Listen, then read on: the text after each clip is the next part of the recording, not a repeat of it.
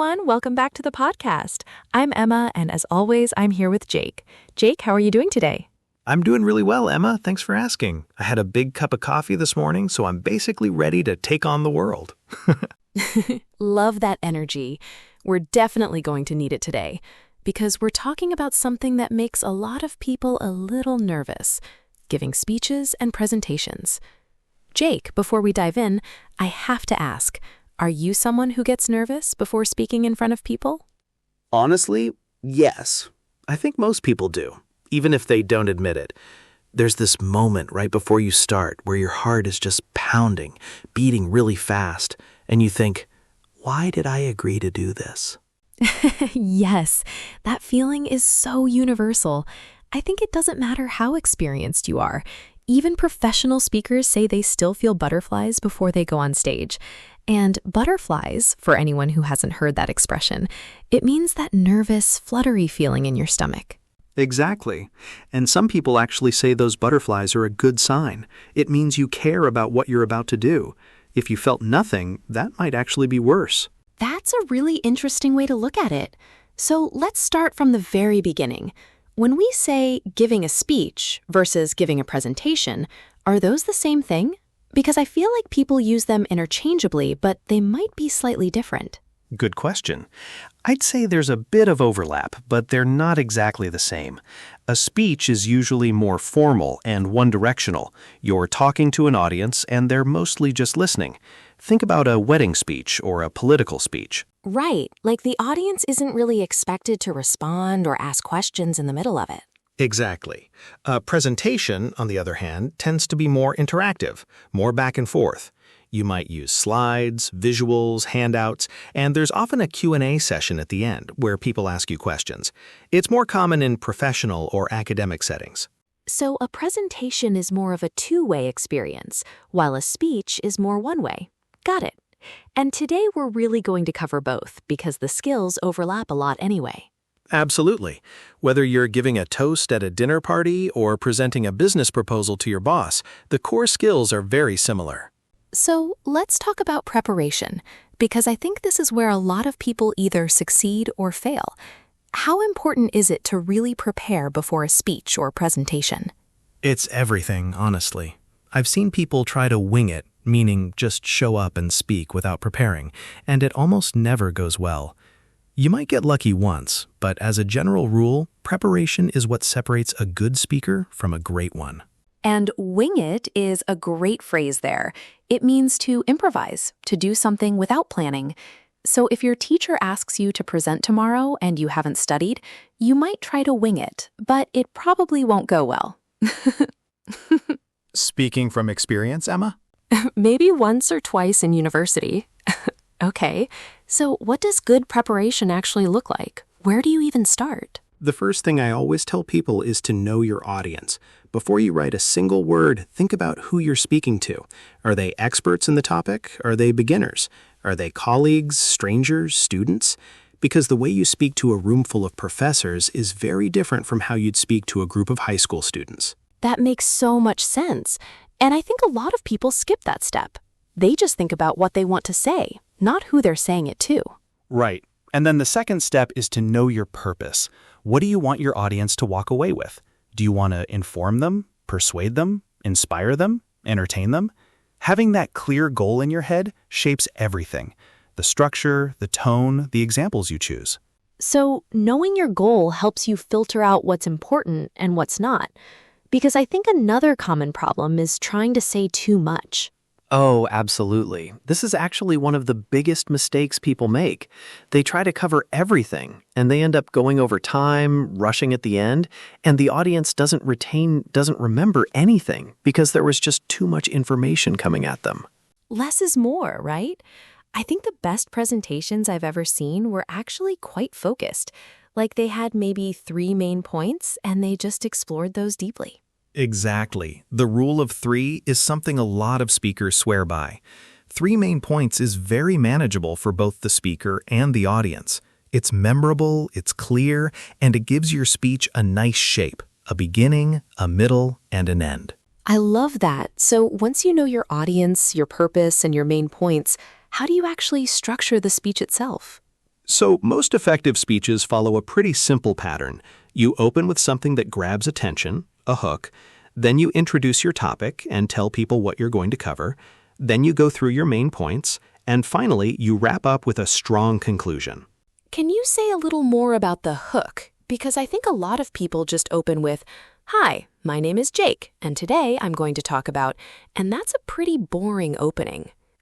Yeah, that's the classic flat opening. And nothing wrong with introducing yourself, but you want to do something before that to get people's attention. A hook could be a surprising statistic, a short story, a question you ask the audience, a bold statement, even a joke if it's appropriate.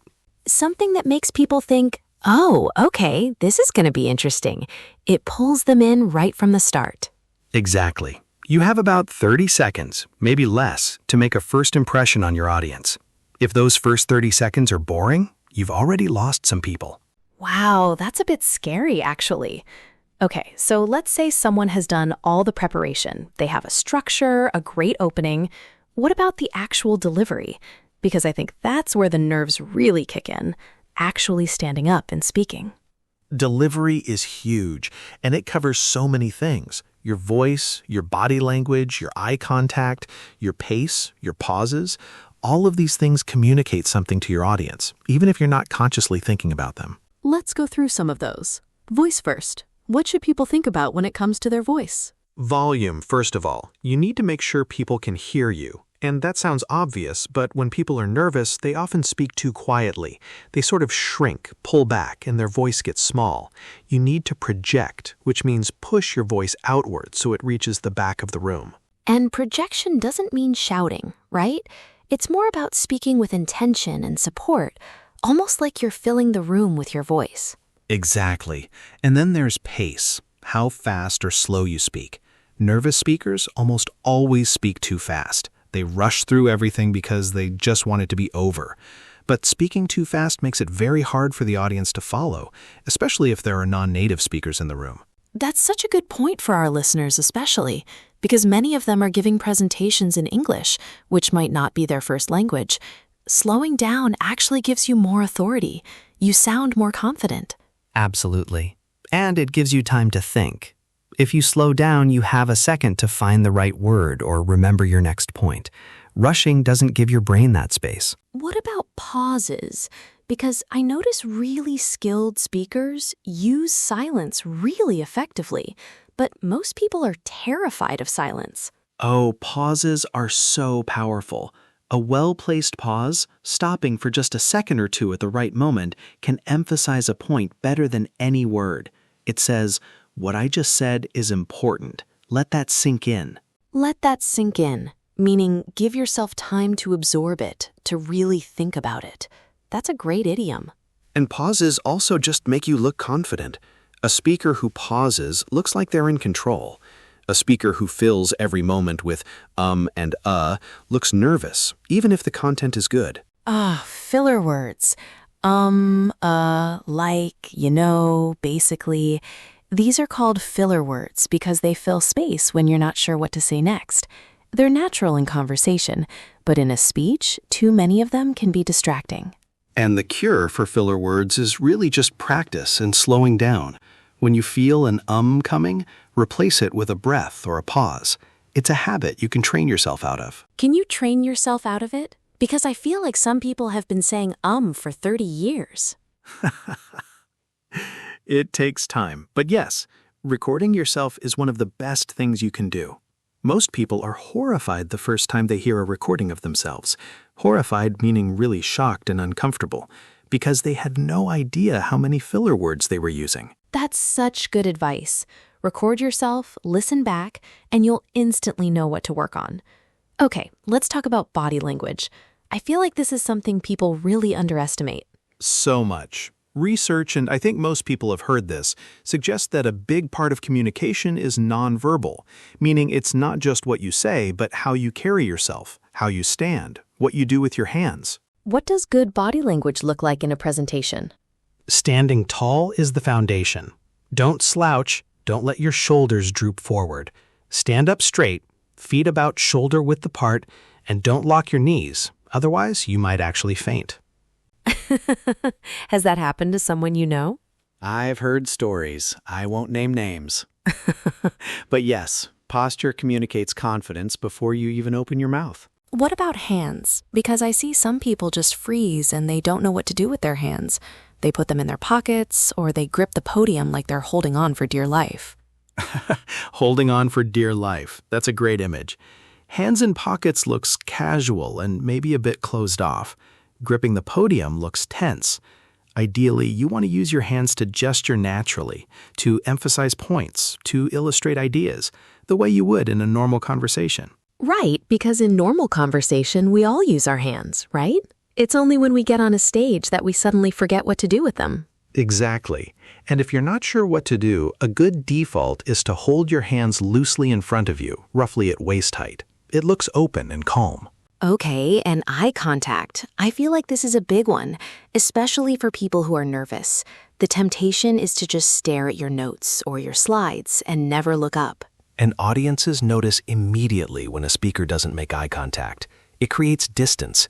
It makes the presentation feel less personal and less engaging. Eye contact is how you connect with people in the room. So what's the right approach? Because obviously you can't stare at one person the whole time. That would be really uncomfortable for them. Yeah, please don't do that. The technique is called connecting the dots. You pick one person, make eye contact for about 3 to 5 seconds, long enough to finish a thought.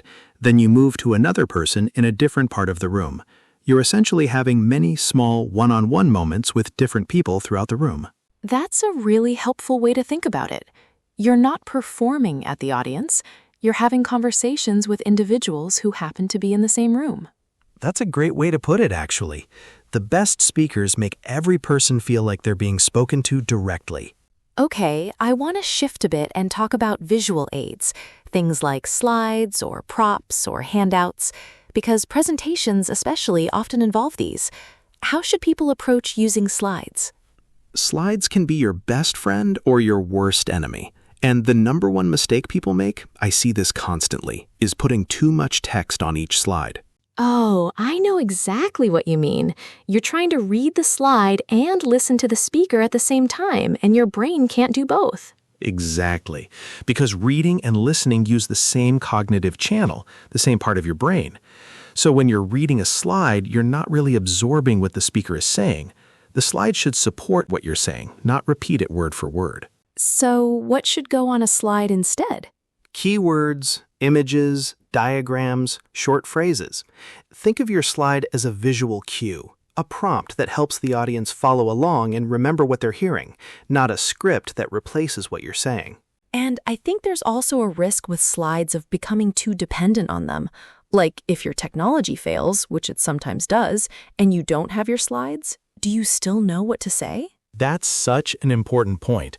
I always say your slides should be a crutch that helps you walk better, but if you take the crutch away, you should still be able to walk. You should know your material well enough to present without them if you had to. A crutch. That's a good analogy. A crutch is something you lean on when you're injured, but ideally you don't need it forever. Exactly. So slides, keep them simple, keep them visual, and don't be a slave to them. I love that. Now, what about handling questions? Because Q&A, questions and answers at the end, that can actually be the most unpredictable, most nerve-wracking part of a presentation. It really can, because you can't prepare for every question.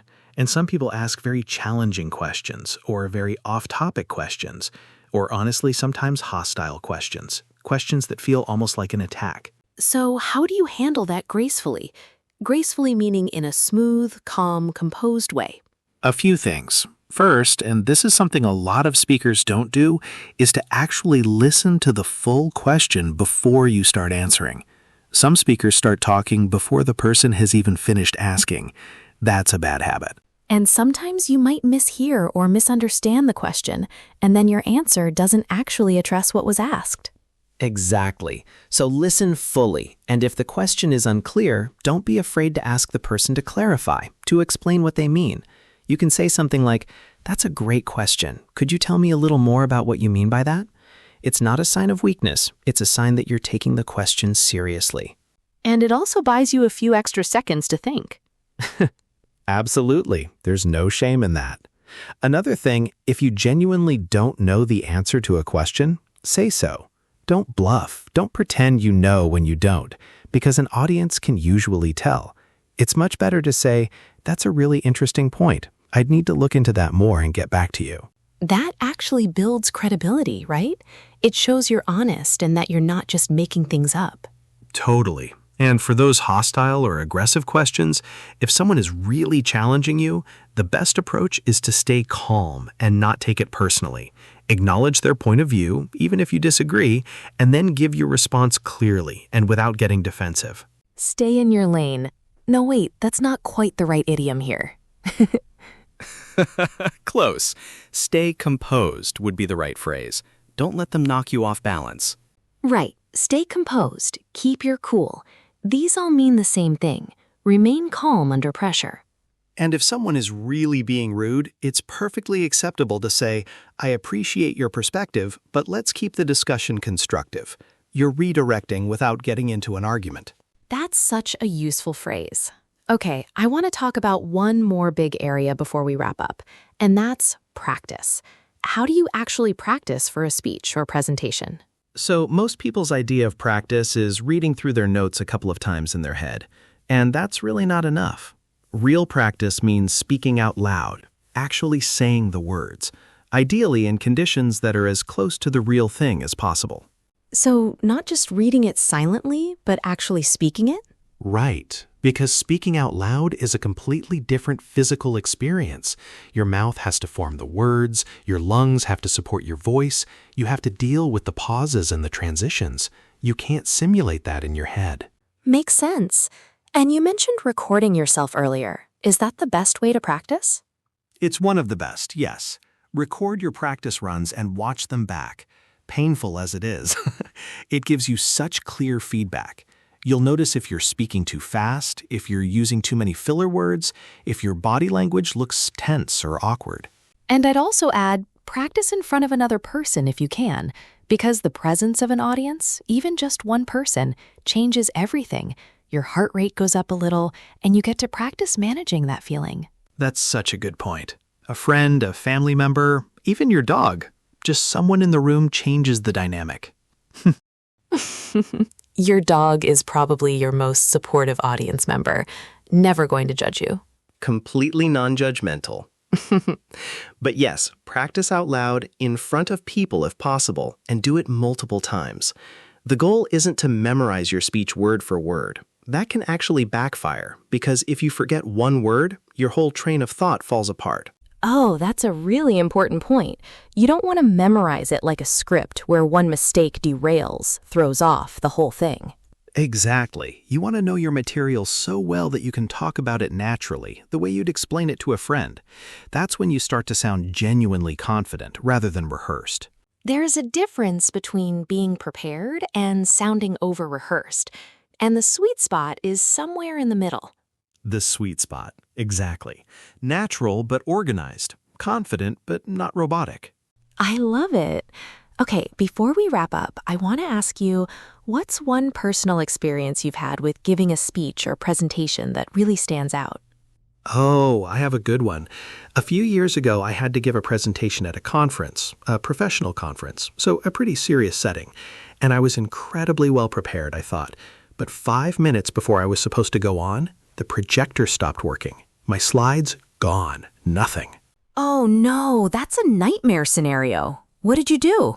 I panicked for about 30 seconds, and then I thought, okay, I know this material. I don't need the slides. And I actually went up and did the whole presentation without them.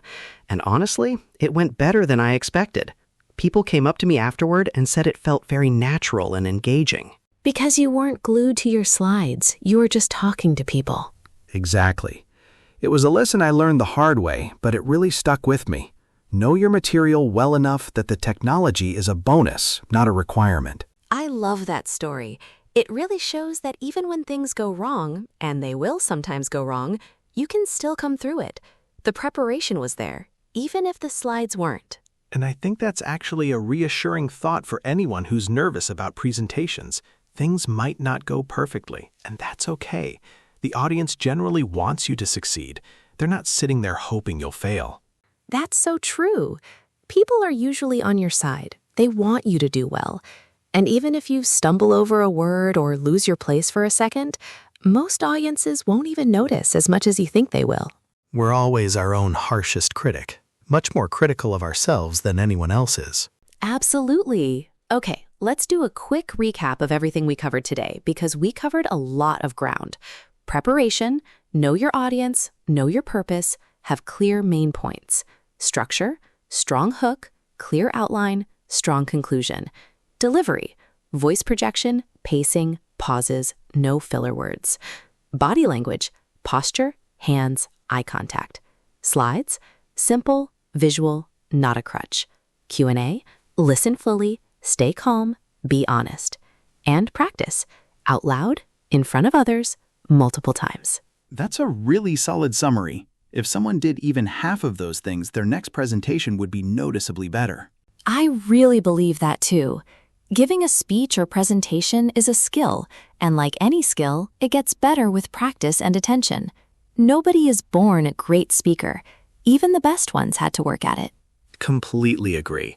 And it's worth working at because being able to communicate clearly and confidently in any language opens so many doors personally and professionally. Well said, Jake. Thank you so much for such a rich, insightful conversation today. I feel like I could actually go give a presentation right now. Go for it. The audience is ready.